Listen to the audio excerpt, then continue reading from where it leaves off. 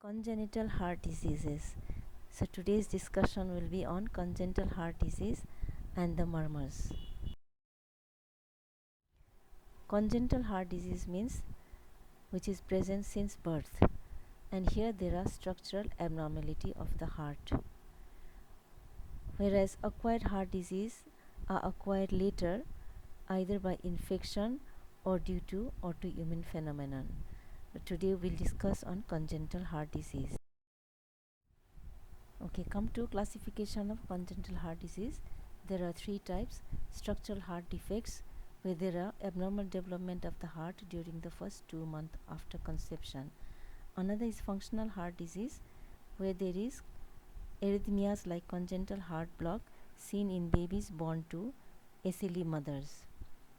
And positional heart defects, where the heart is lying in the opposite side, called dextrocardia. Now, structural heart disease is more important because this is seen more commonly. So, when we come to classification of structural heart disease, there are one cyanotic type and two acyanotic type. So, let's come to acyanotic heart diseases. This is again divided into three parts. One is left to right shunt, another is obstructive lesions, another is regurgitant lesions. And then cyanotic heart disease, these are all right to left shunts, diseases having right to left shunt where the child becomes cyanosed. So coming to detail about acyanotic heart disease, this is again divided into two groups. One is occurring with a increased volume load, which gives increased load to the heart, and this group of disease presents with a heart failure, features of heart failure. So all the left to right shunts, they have this increased volume load.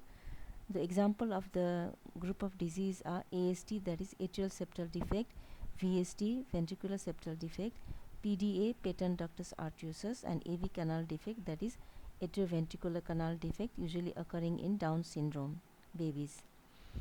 And another group of acyanotic heart disease is with the increased pressure load.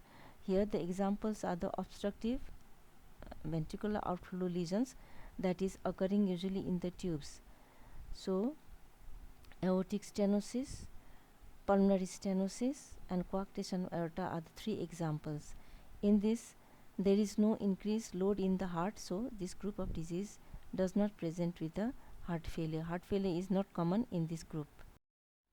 And regurgitant lesions, this is very rarely seen in children. If occurs also, it is usually associated with the syndromes like Marfan syndrome, Ehlers-Danlos syndrome, rheumatoid arthritis, congenital bicuspid aortic valve, and it is seen when it is associated with the syndromes.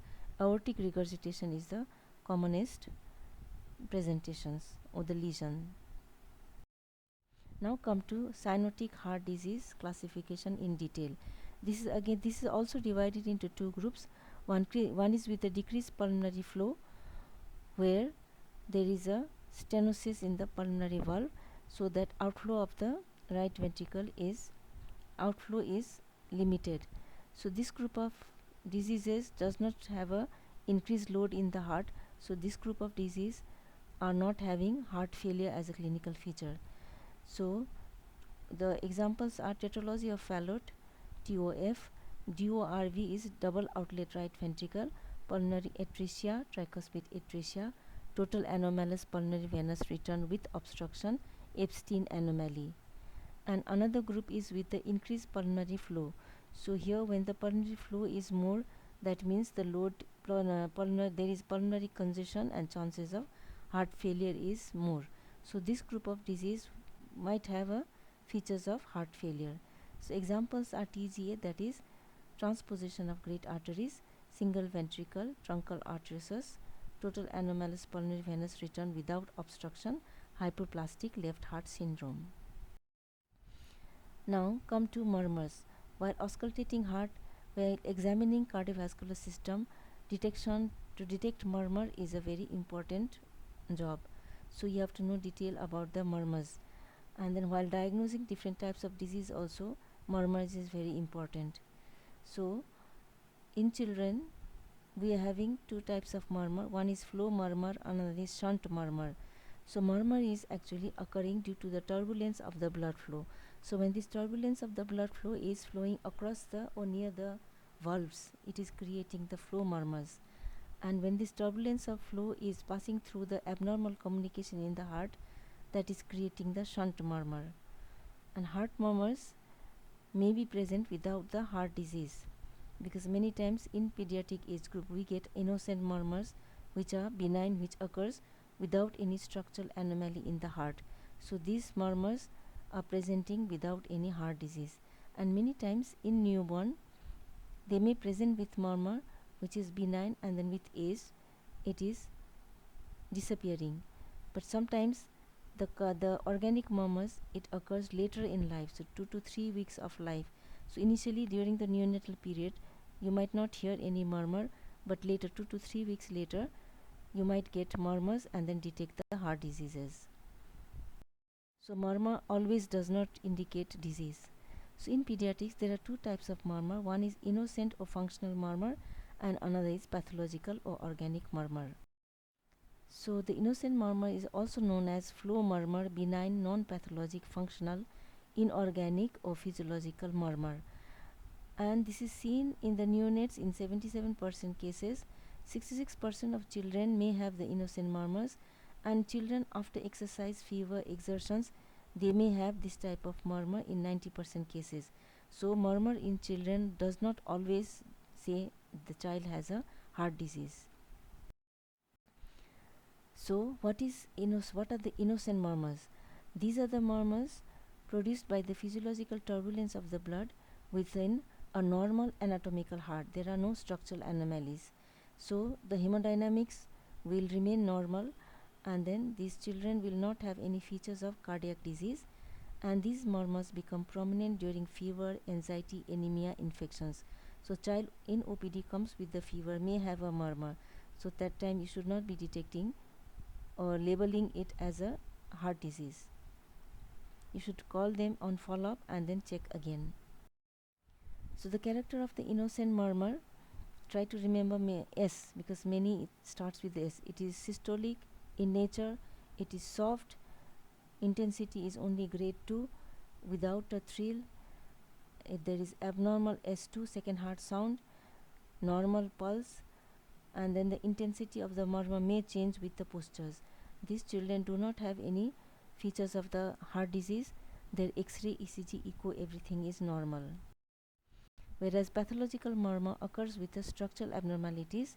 So the characteristic is systolic murmur of grade more than 3, and then it is associated with thrill. It may be pansystolic murmur, diastolic murmur, all are organic pathological murmurs. The pulse is abnormal, second heart sound is abnormal, cardiac symptoms may be present of the cardiac diseases, and abnormal ECG, X-ray, echo findings you may get when you have a pathological murmur. So when you auscultate a murmur description is very important. So these things you have to describe bedside when you detect a murmur. First you have to see the timing or category of the murmur, what type of murmur it is, systolic, diastolic or pansystolic or continuous murmur. Then you mention the intensity. You have to grade the murmur, which is from 1 to 6. And then you need to see the character of the murmur, whether it is rough, blowing, pansystolic, what type, soft, like that. And then location of the murmur is important, which auscultatory area this murmur is present. And then radiation of murmur to the axilla or to the back or to the neck you have to mention. Okay, now this grading of the murmur. For this grading we use this classification. So according to this there are 6 grades. Grade 1 is a very soft murmur heard only with the intense concentration. So many times we say this is a murmur of cardiologists. Other people can't hear. Only the cardiologist can detect this grade 1 murmur.